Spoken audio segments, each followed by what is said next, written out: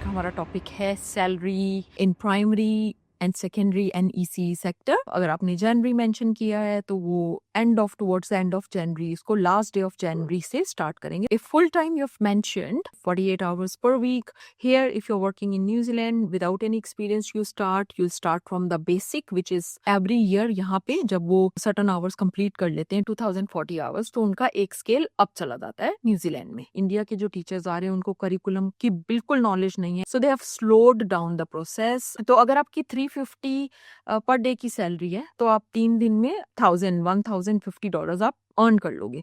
Hi everyone, it's Supreet here from Auckland New Zealand. आज का हमारा टॉपिक है salary in primary and secondary and EC sector. मुझे बहुत क्वेश्चंस आते हैं कि अगर हम आपकी फीस पे कर रहे हैं, how it's worth paying and हमें सैलरी कितनी मिलेगी, how much we can earn. So let's talk about that.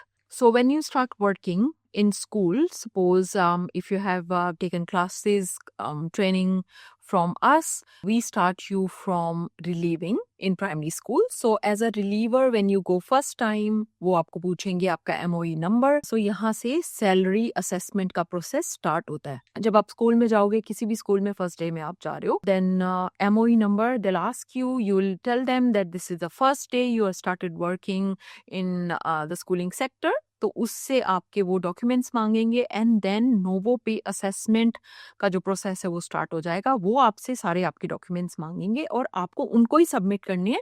They will send it to Novo Pay department, that is ministry of education. तो आपकी जो भी सैलरी है सारी, ये गवर्नमेंट सेक्टर है, primary secondary and intermediate. EC जो है वो प्राइवेट सेक्टर है, उसका मैं आपको बाद में बताऊंगी। सो जो प्राइमरी सेक्टर है उसमें आप जो अर्न कर पाओगे वो होता है आपकी क्वालिफिकेशंस, आपकी एक्सपीरियंस पे डिपेंड।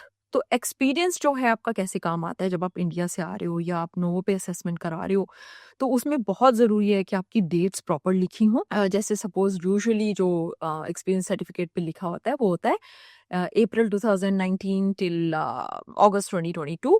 तो उसमें डेट्स बहुत ज़रूरी है, क्योंकि अदरवाइज वो क्या करते हैं, अगर आपने अप्रैल किया है मेंशन तो वो आपका अप्रैल एंड ऑफ अप्रैल काउंट करेंगे।